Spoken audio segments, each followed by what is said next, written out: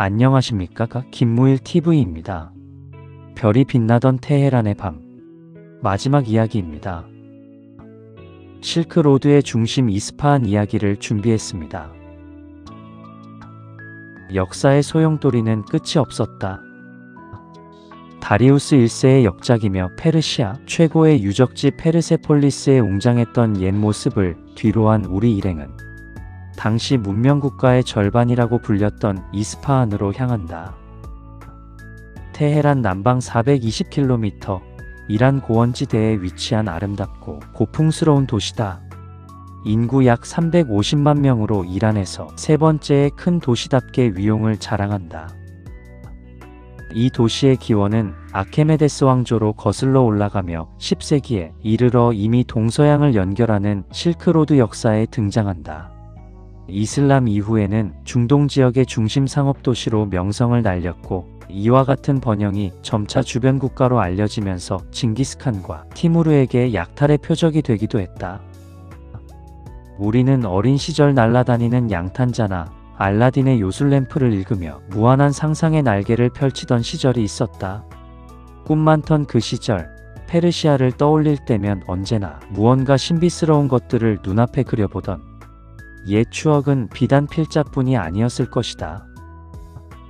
서가에 꽂혀있던 아라비안 나이트나 40인의 여도적 등은 나중에 천일야화로 탈바꿈해 당시의 페르시아는 마치 구름 속에 가려진 전설 속의 먼 나라로 상상하곤 했었던 그곳이 현실로 다가온 그날, 우리 일행은 고원지대를 넘어 펼쳐진 도시의 중앙에 남북으로 뻗어있는 4개의 정원이란 뜻의 차허르버그를 따라 남쪽으로 향한다. 도시의 서쪽 방향을 따라 길게 뻗어있는 붉은 산등성이는 때마침 저녁 노을을 맞받아 붉은 단풍색으로 물들며 우리 일행을 반기는 듯 절경이다. 해발 3000m에 이르는 자그로스 산맥의 높고 낮은 산줄기가 그다지 높아 보이지 않는 이유는 아마도 우리가 서 있는 이 도시 자체가 이미 해발 1500m를 넘는 지역에 위치하기 때문이리라. 감동의 물결은 이맘광장부터 시작된다. 이미 오래전에 유네스코 세계문화유산으로 지정된 이맘 모스크와 광활한 광장은 고매한 이슬람 학자들을 상징하는 의미이며 이란 혁명 때에는 호메이니를 지칭하던 명칭이기도 했다. 광장 맞은편에 눈이 시리도록 푸른 타일로 덮인 이맘 모스크 돔은 우리들 이방인에게 꿈과 현실이 함께 만나는 감동을 안겨주었다. 이곳의 공식 명칭은 이맘 호메이니 광장이었지만 혁명 이전엔 황제의 광장이라고 불렸다 했다. 팔레비 왕정의 염증을 느낀 혁명 세력이 건물이나 지명에서 왕명을 모두 이맘으로 바꾸었기 때문이다. 그러나 이곳 사람들은 세상의 그림이라는 뜻을 지닌 전통적 이름인 나그시의 자헌 광장이라고 부르기를 더 좋아한다. 희망과 기대를 품고 혁명 대열에 섰었지만 주도 세력이던 이맘들이나 왕들도 별 수 없다는 국민들의 자조 섞인 푸념과 시리에 찬 냉소적인 마음을 엿볼 수 있는 대목이다. 석양 노을에 비친 아름다운 이 도시는 쉬라즈와 함께 찬란한 역사를 지닌 고도다. 11세기 셀주크 제국의 수도로 영화를 누린 이스파한은 지정학적 위치로 인해 주변 국가의 침략이 잦았던 것은 아마도 우리나라의 슬픈 역사와도 유사한 점이 많은 듯했다. 13세기에 이르러서는 몽골의 말발구발에 피폐되었고 칭기즈칸의 후예를 자처하는 티무르에게 저항하다가 7만여 명의 무고한 백성들이 학살당하기도 했다. 당시 기록에 의하면 살해된 이들의 머리로 나지막한 언덕을 쌓을 만큼 끔찍했던 과거도 있었으나 끝내 저항을 이겨낸 단합된 국민성은 13세기 사파비 왕조에 이르러 다시금 옛 영화를 되찾는 영광을 누리기도 했던 것이다. 16세기에 접어들면서 아바스 1세는 1598년 이스파한을 수도로 정하고 옛 모습 복원에 치중하여 오늘날의 유적지 대부분을 이때에 완성했다. 광장의 서쪽 높은 문이란 뜻의 알리 카프에 올라 광장을 둘러본다. 원래 광장 서쪽에 인접했던 궁의 문 위에 6층 건물이 있었는데 아바스 1세가 외국 사신들을 영접했던 용도로 쓰여져 건물 상층부에서 바라본 광장의 모습은 끝간데 없이 광활했다. 문헌에 따르면 최전성기인 이때의 인구는 100만 명이 훨씬 넘었고 160개의 모스크와 50여 곳의 학교, 그리고 2000여 개의 상점과 360개의 공중 목욕탕이 성업을 했다는 기록을 볼 때 그 규모를 손쉽게 짐작할 수가 있었다. 그러기에 당시 사람들은 이 화려한 도시를 가리켜 이스파한 네스페 자한, 즉 이 세상의 절반이라고 찬양을 아끼지 않았던가 보다. 테헤란의 밤하늘에 별이 흐른다.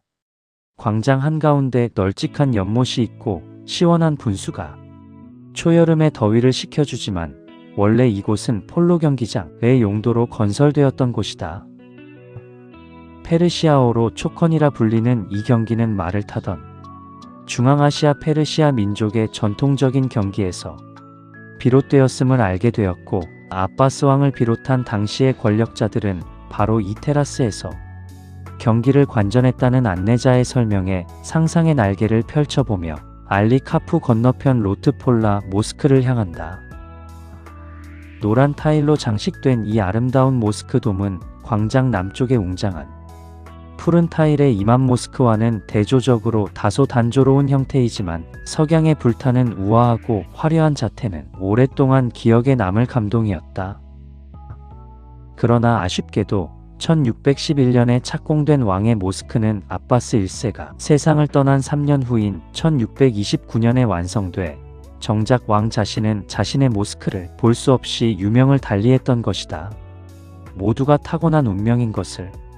광장의 동쪽 일명 40개 기둥의 궁전이라 일컫는 체헬 소퉁궁은 아들 아파스 2세 시절인 1647년 왕이 휴식과 외빈 영접을 위한 용도로 지어졌다. 그리고 누각 주변으로 연결된 널찍한 정원 속의 연못은 잠옷 중동의 오아시스 같은 모습을 보여주며 주변 건물들이 마치 거울 속의 그림자처럼 선명하게 들이운다. 마침 히잡으로 얼굴을 반쯤 가린 몇몇 젊은 여인들의 주고받는 말소리가 들린다. 왜 기둥이 20개뿐인데 40개 기둥이라고 부르지? 다른 여인이 대답한다. 연못 속의 그림자를 합치면 40개잖아. 명쾌한 대답에 궁금증이 풀렸다는 듯 여인들의 얼굴이 무척 화사해 보인다. 사방을 장식한 벽면과 천장에는 사파비 왕조의 역사를 한눈에 볼 수 있게 표현한 프레스코 벽화가 우리를 배웅한다. 세월이 흘러 사파비 왕조가 쇠락하면서 이스파한도 같은 운명을 맞게 되는데 1722년에 이르러 아프간족이 침입해 3천여 명에 가까운 지식인, 과학자, 귀족들을 몰살해 도시 전체를 피로 물들이는 비극을 맞게 된다. 전쟁과 평화는 어느 시대를 막론하고 함께 공존할 수 없는 것이 역사의 흐름인가? 침략하고 당하고 그리고 번영 후에 영광이 오듯 100년의 흐른 후 사파비 왕조에 뒤이어 건국한 잔드 왕조는 다시금 그 위세를 떨쳐 테헤란을 수도로 정해 이스파한은 비록 역사적인 옛 영화는 잃었겠지만 동서를 잇는 무역로의 교차점에서 상업의 중심지로 떠올라 실크로드의 찬란한 역사에 다시금 화려하게 등장한다. 다시 현실로 돌아온다. 서울의 테헤란로가 테헤란의 서울로가 우호정신의 기치 아래 조성된 지 지난해 가을로 꼭 40년이 흘렀다. 초저녁부터 정전사태로 촛불과 호롱불에 의존하던 우리 민족이 너나 없이 가난했던 그 시절 발전된 테헤란 중심가에 화려했던 모습에 우리 국민들은 얼마나 그곳을 부러워했는지 모른다. 우리는 언제쯤에나 저처럼 풍요롭고 부유하게 살 수 있을까 했던 때가 엊그제 같은데 어언 40년이 덧없이 흘렀다. 그러나 보라. 40여 년이 흐른 오늘의 우리의 모습을. 지금 서울의 테헤란로의 웅장한 모습은 세계 12위 권역에 속하는 경제의 중심으로 발돋움해 이 거리에 무려 1000억 불 이상의 투자가 이뤄진 세계 속의 중심에 우뚝 섰다. 반면에 우리 일행이 바라보고 체험한 테헤란의 서울로는 40년 전의 모습에서 한치도 앞서가지 못한 채 옛 모습 그대로 정체된 우중충하고 컴컴한 모습이 아닌가. 아직까지도 산유국들의 각축장인 이곳 중동의 맹주는 단연 수니파의 선두주자인 사우디아라비아와 시아파를 대표하는 이란이다. 그러기에 서울의 심장부인 테헤란로를 지날 적마다 사우디 관계자들의 심기는 그다지 편치는 못했을 것이다. 이란을 떠나던 마지막 날, 마치 이스탄불의 그랜드 바자르를 능가하는 밀집 상점의 좁은 공간을 둘러보기로 했는데 골목 양쪽의 가게에서 들려오는 한국어에 놀라 잠시 발길을 멈춘다. 상점마다 선반 위에서 울려나오는 구닥다리 배불떼기, TV에서는 마치 약속이나 한 듯 대장금, 태조왕건, 겨울연가, 야인시대 등 흘러간 한류가 한창이다. 그리고 광장 한가운데 노천 카페에서는 이에 경쟁이나 하려는 듯 싸이의 강남스타일이 온 광장에 울려 퍼진다. 지구의 반대편에서 실감하는 이 모습들은 실로 감동의 물결이었다. 그리고 공항으로 향하던 길, 마침 테헤란의 서울공원에서 만난 테헤란 대학 고고학 전공의 모하메드 하신 박사의 작별 인사말을 뒤로하며 귀국길에 오른다. 왕정 독재의 무능이 이란을 좀 먹어 옛 페르시아의 영광이 그 빛을 서서히 잃어가고 있는 듯한 이때 한국의 발전상을 바라보면서 한국 국민들을 깊이 존경합니다. 그러나 작금의 한국이 더욱 우려됩니다. 라던 고별 인사가 잠온 여운을 남긴다. 드디어 귀국이다. 돌아오는 길, 생명을 주는 강이라는 의미의 저얀데 강을 넘어 테헤란으로 향하는 밤길에 별이 흐른다. 3000m 고지의 험준한 자그로스 산맥에서 발원한 저얀데 강은 이스파한에 자신의 생명을 있는 대로 다 불어넣고 400km쯤 더 흐른 뒤에 이란 중심부의 카비르 사막에 이르러 흔적도 없이 사라진다. 역사도 인생도 젊음도 그리고 영원한 사랑도 모두 테헤란의 밤하늘에 영롱했던 별 그림자와 함께 끝없이 펼쳐진 지평선 저 너머로 서서히 사라져간다. 알라신의 뜻대로 아산샤모 말레쿰 천년의 역사가 흐르는 테헤란의 밤, 그리고 유난히도 별을 좋아하던 사람들, 언제 어디서든 저 별빛을 바라볼 때면 이날을 떠올릴런가? 2018년 한 여름을 보내며 중림제 김무일이었습니다.